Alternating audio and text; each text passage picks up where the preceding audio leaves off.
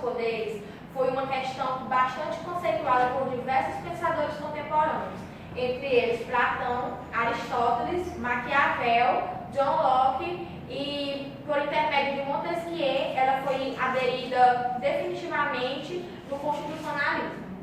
Montesquieu, em sua obra Espírito das Leis, publicada em 1748, ele deu a ideia do poder ser dividido em três, que seria o executivo, o legislativo e o judiciário. O principal objetivo dessa tripartição seria limitar o poder absolutista do Estado. O poder seria o próprio limitador do poder. As funções seriam divididas especificamente em órgãos independentes. O Brasil, ele aceitou essa tripartição, como podemos ver no artigo 2, onde diz que são poderes da União, independentes e harmônicos entre si, o legislativo, o executivo e o judiciário. A essência desse artigo fala que esses poderes eles devem ser independentes e harmônicos entre si. Outro artigo que expressa essa tripartição é o artigo 60, que fala que não será objeto da deliberação a proposta de emenda tendente a abolir a separação dos poderes. Que o poder constituinte, ele criou o que se chama a cláusula pétrea, que proíbe a alteração ou deliberação dessa tripartição. Cada poder político, ele possui sua função típica. Exemplo disso é no poder legislativo, de criar as leis, do executivo, de administrar o Estado, e do judiciário, de aplicar as leis. E para cada função típica, possui duas funções atípicas, que servem para harmonizar a tripartição. O primeiro poder a ser analisado é o poder legislativo. É um órgão colegiado que estabelece as leis do Estado, sendo que ao processo legislativo é designado a elaboração de emendas à Constituição, leis complementares, leis ordinárias, decretos legislativos, resoluções e leis delegadas. Em relação às funções exercidas por esse poder legislativo, nós temos as funções típicas e atípicas, como foi citado anteriormente. As funções típicas do poder legislativo é fiscalizar e legislar, ambas apresentando o mesmo grau de importância. Em relação às funções atípicas, nós temos a administração e também o julgamento dessas questões. Segundo o artigo 44 da Constituição Federal de 88, os membros que compõem o Poder Legislativo é o Congresso Nacional, esse dividido em duas casas, a Câmara dos Deputados e o Senado Federal. Bom, já que o sistema é bicameral, então ele possui essas duas casas para assim poderem serem julgados os projetos. Bom, nós tratamos assim os artigos 45 e 51 da Constituição Federal, onde a ele cabem competências privativas, como, por exemplo, a autorização para a instauração de processo contra o presidente e também o vice-presidente da República e os ministros do Estado. E também sobre tomadas de contas a respeito desse presidente da República. Acerca do Senado Federal, nós temos a fundamentação através dos artigos 46 e 52 também da Constituição Federal de 88, onde são compostos os representantes dos estados e dos distritos federais, eleitos segundo o princípio majoritário. Vocês agora um pouco sobre a estrutura do Poder Legislativo. A estrutura do Poder Legislativo são suas esferas, que são a base do Poder Legislativo, composto pelo Legislativo Federal, Legislativo Estadual e Legislativo Municipal. O Legislativo Federal é dividido em duas casas, a dos senadores e dos deputados federais, que são eleitos pelo povo, e para ser eleito precisam de 50% dos votos mais um. A função é fiscalizar o governo. Além de fiscalizar o governo, eles têm que estar atentos a todas as ocorrências do país, do Estado. O Legislativo Estadual é composto pelos deputados estaduais, que da mesma forma são eleitos com 50% dos votos mais um. Sua função, fiscalizar o governo, criar as leis, mas sempre tendo em vista que não podem ir de encontro às leis que está na nossa Constituição Federal. Assim, seu poder está submisso, entre aspas, ao poder federal. E, por fim, o Legislativo Municipal é composto pelos vereadores. Vereadores que criam as leis do seu município e que são de extrema importância. Portanto, saiba em quem você votou. Tenha em mente que eles são peças importantes. O Tribunal de Contas da União é o órgão que presta auxílio ao Estado, fiscalizando assim seus tributos, suas contas, todas as transações presentes no Estado, para manter a ordem financeira do país. Agora vamos dar início ao Poder Executivo. Como os outros poderes, legislativo e o judiciário, que tem um sistema proposto por Montesquieu sobre freios e contrapesos, o Poder Executivo também tem a questão dos seus freios e seus contrapesos, podendo ter as suas funções típicas e as suas funções atípicas. As suas funções típicas, que estão tipificadas na lei, é que o Executivo ele tem o dever de chefiar o Estado e chefiar o governo, além dos atos administrativos do Poder Executivo, que é, no caso, o presidente, o governador ou o prefeito. Certo?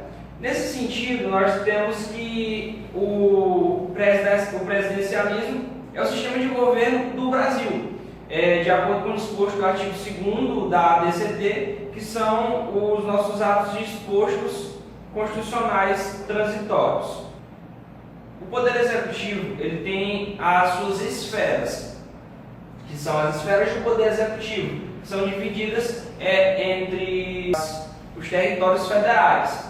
No caso, que são o âmbito federal, o âmbito estadual, o âmbito distrital e o âmbito municipal, que está nessa setinha vermelha aqui, já que nós vamos mostrar. Certo? O âmbito federal é o poder exercido pelo presidente da República de acordo com o artigo 76 da Constituição Federal, que é a nossa Constituição maior. E nesse sentido, o que nós temos é que ele vai coordenar e chefiar as relações do Estado e de governo, dentre também os atos administrativos do Poder Executivo que o Presidente da República tem dentro do âmbito federal. Já falado do âmbito federal, nós podemos agora falar sobre o âmbito estadual. O âmbito estadual ele é exercido pelo governador do Estado. O governador do Estado, para que se eleger, as eleições ocorrem no primeiro domingo de outubro e em primeira fase. Em segunda fase, elas ocorrem no último domingo de outubro. E exercendo assim, tendo posse, no primeiro de janeiro do ano subsequente. Bem, nessa questão, ele pode, assim como no âmbito federal, ele pode sair ou ser substituído em dois casos, em caso de impedimento e em caso de vacácia. No caso de impedimento, é dele estar doente, dele estar de férias ou de qualquer outro motivo que seja temporário. E no caso de vacácia, é em caso dele sair definitivamente o vice assumir. Então, o governador ele vai ter dois âmbitos que ele pode sair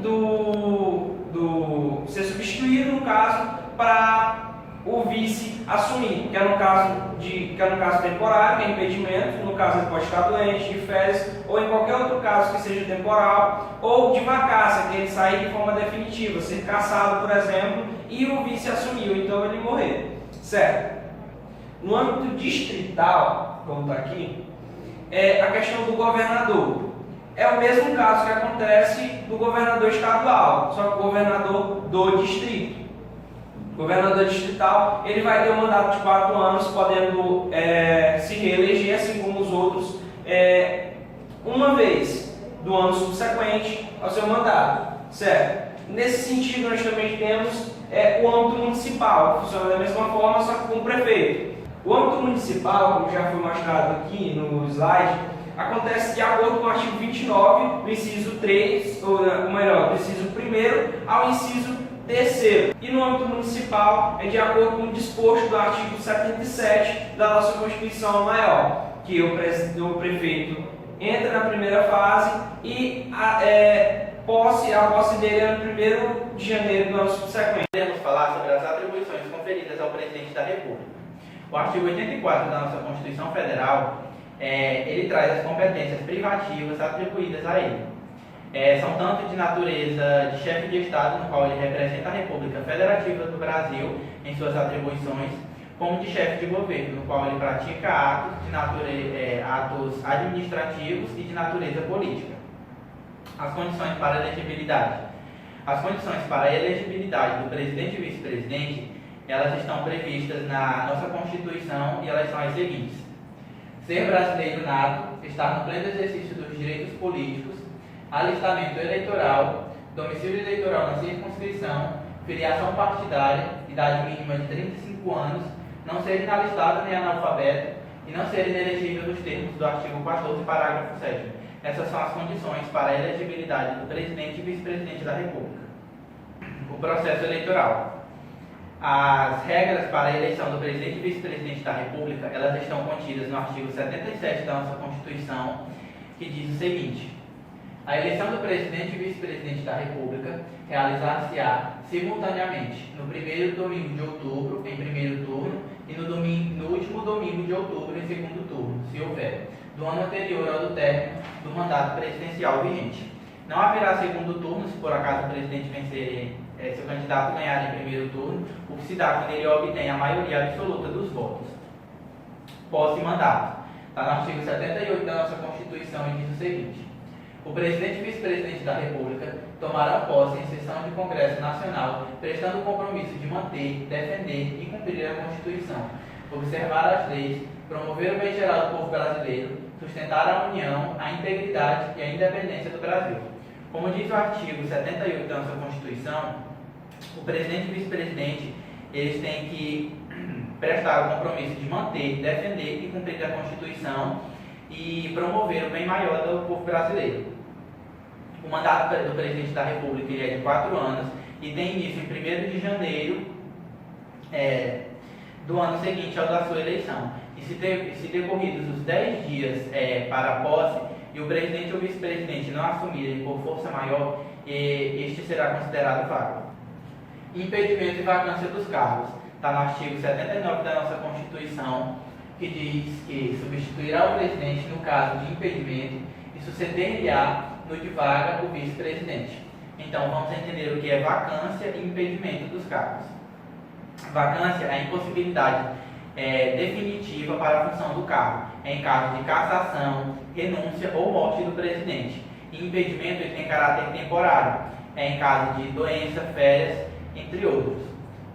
Nas duas hipóteses, o vice-presidente ele assumirá o cargo. Na primeira hipótese, que é a vacância, ele assumirá o cargo, ele ficará até o final do mandato. E na segunda hipótese, que é o impedimento, enquanto este durar. Agora iremos falar sobre os ministros de Estado. Os ministros de Estado eles são auxiliares do presidente da República no exercício do poder executivo e na direção superior da administração federal. Os ministros do Estado eles são escolhidos pelo presidente da República, que os nomeia, podendo ser exonerados a qualquer tempo e não tendo qualquer estabilidade. O Poder Judiciário. O Poder Judiciário é um dos 3 poderes definidos pela doutrina. O Poder Judiciário tem como sua principal função a atividade jurisdicional, ou seja, a função jurisdicional que o Poder Judiciário exerce. Como assim essa função? Essa função é caracterizada pelo poder que o Estado tem de impor as leis e fazê-las serem seguidas. Como assim? Elas são aplicadas nos casos concretos, vindo assim a solucionar os conflitos advindos da população, entre particulares e particulares ou entre particulares do próprio Estado. Essa instituição ela possui autonomia própria e financeira. O Poder Judiciário ele sofreu uma reforma. A reforma ocorreu em 2004 com a emenda constitucional número 45. Uma das principais alterações dessa emenda constitucional foram a troca de competência dos órgãos, a inserção da súmula vinculante e a criação do Conselho Nacional de Justiça, o CNJ, e a inclusão da duração razoável do processo como um direito fundamental, visando assim a celeridade dos processos e a vista a um processo mais rápido, célere e um andamento mais rápido, visto que o Poder Judiciário está muito abarrotado de processos. E com isso, essa inserção desse princípio da duração razoável do processo vai ocasionar uma celeridade. As garantias do Poder Judiciário. As garantias do Poder Judiciário podem ser divididas em institucionais e as funcionais de órgãos. As institucionais são divididas em autonomia orgânica administrativa, que está presente no artigo 96, e autonomia financeira, que está no artigo 99 da Constituição Federal. As outras garantias do Poder Judiciário são as funcionais ou de órgãos, que são independência dos órgãos do Poder Judiciário, que está no artigo 95, inciso 1 e 2, que são divididos em vitalicidade, inamovibilidade e redutibilidade dos subsídios. Outra função do órgão judicial, atribuída pelas garantias, são a imparcialidade dos órgãos do Poder Judiciário, que está estabelecido no artigo 90, parágrafo único, inciso 1 ao 5, que são as vedações. As garantias institucionais. As garantias institucionais, como já foi falado, a autonomia orgânica administrativa, que está no artigo 96 da Constituição Federal, manifesta-se na estruturação do Poder Judiciário, mediante dar aos tribunais uma competência para eleger seus órgãos diretivos, elaborar regimentos internos e organizar a estrutura administrativa interna. Essa característica está atribuída. A outra característica, são duas características conjuntas, tanto a administrativa do Poder Judiciário, que repetem como uma garantia fundamental, onde o Poder Judiciário consegue uma maior autonomia para com os outros poderes e mediante a sua função, que é de extrema importância. A autonomia financeira, que está presente no artigo 99, é outra garantia muito importante, porque ao Poder Judiciário é assegurado a autonomia financeira, onde ele pode, os seus tribunais, elaborar propostas dentro do orçamento advindos da lei das diretrizes orçamentárias. Ou seja, ele tem maior liberdade quanto aos seus orçamentos.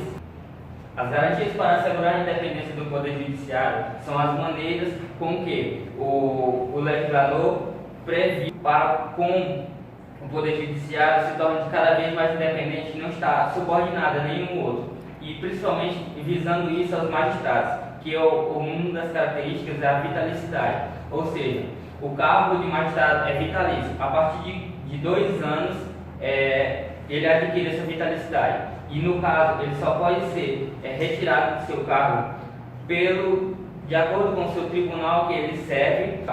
A inamovibilidade garante ao magistrado que ele não vai ser retirado de determinada comarca, subseção ou vara para outro sem seu consentimento, a não ser que salvo por interesse público. E a irredutibilidade de seus subsídios garante ao magistrado não ser retirados de nenhuma porcentagem. Assim, o magistrado não fica à mercê de nenhum outro poder ou outro órgão para manter seus salários. As garantias para assegurar a imparcialidade do juiz, no caso são as vedações, a imparcialidade do Poder Judiciário. Uma das principais é que o magistrado não pode exercer, ainda que disponibilidade, outro cargo, a não ser que o de magistério, ou seja, o de professor. Ele não pode exercer nenhum outro cargo enquanto ele for magistrado. Ele não pode receber qualquer título de pretexto ou custas em participação, para que com isso ele mantenha uma imparcialidade maior para com os casos que for julgado. Outra vedação é que os magistrados ele não podem dedicar-se à atividade político-partidária, ou seja, não pode ser filiado a nenhum partido político. Isso garante uma maior imparcialidade nas suas decisões e uma maior imparcialidade dentro do próprio tribunal e dentro das suas instituições. Receber a qualquer tipo de prestígio, auxílios ou contribuição. Ele não pode receber nenhuma contribuição, a não ser aqui que ela já advindo pelos seus subsídios para o seu trabalho exercido. E ele não pode exercer a advocacia enquanto juiz. Organograma do Poder Judiciário. O Poder Judiciário ele é dividido em 3 instâncias. A primeira instância, a segunda instância e a instância superior, ou terceira instância. A primeira instância são o juizado comum e alguns juizados especiais que são divididos. O juizado comum são os juízes de direito e as justiças federais. A justiça especial são divididas em justiça eleitoral, justiça do trabalho e justiça militar, que são competentes para resolver as propostas que são acionadas a eles, advindas de acordo com o seu próprio nome, esses juízes carregam a própria finalidade ao qual o juízo competente. Os juízes de segunda instância são, na maioria das vezes, os juízes que vão ficar responsáveis pela releitura, a revisão do processo, a qual foram sentenciados pela primeira instância e em qual os seus autores ou réus queiram uma nova reavaliação. Os jogos de segunda instância são avaliados não por um juiz, como na primeira instância, mas sim por uma mesa de 3 desembargadores.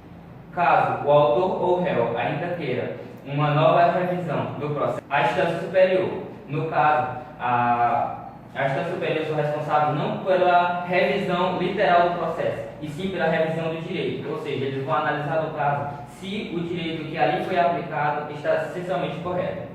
O Superior Tribunal Federal é o órgão superior entre todos os outros, não porque eles têm uma importância diferenciada, mas por causa de sua função exercida, que no caso é zelar e prezar pelo melhor cumprimento e evitar as lesões ou ameaças de todas as propostas envolvendo a Constituição Federal. O Conselho Nacional de Justiça, ou CNJ, ele foi inserido na reforma do Poder Judiciário pela emenda 45 de 2004, ou seja, e pela lei também 11.365 de 2006, que também fala sobre o CNJ e trata do CNJ. A remuneração são relatadas pelo ministro do STF e ele tem como sua principal função o controle de atuação administrativa e financeira. Por que o CNJ não está no organograma do Poder Judiciário inserido entre seus entes? Porque, apesar de ser um órgão do Poder Judiciário, o CNJ não exerce a função jurisdicional, ou seja, ele não resolve conflitos, não é inserido lides para ele resolver.